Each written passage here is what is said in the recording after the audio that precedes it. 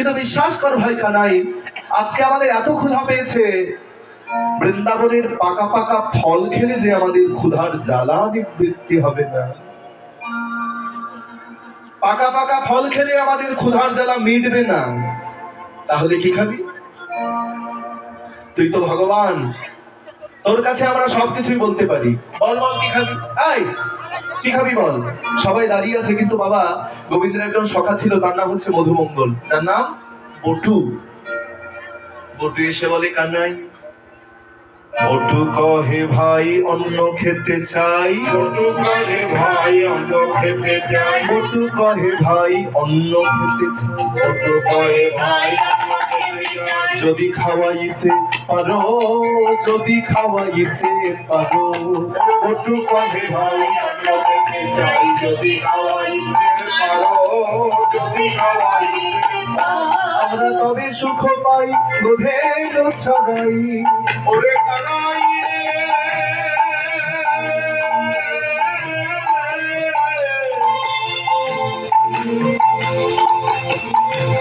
ওরে কানাই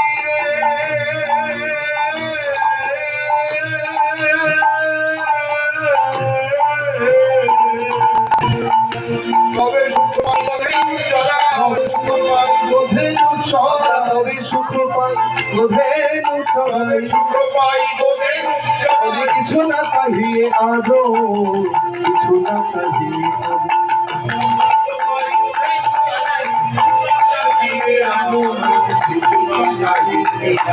যদি দুটি অন্ন দে ভাই কানাই,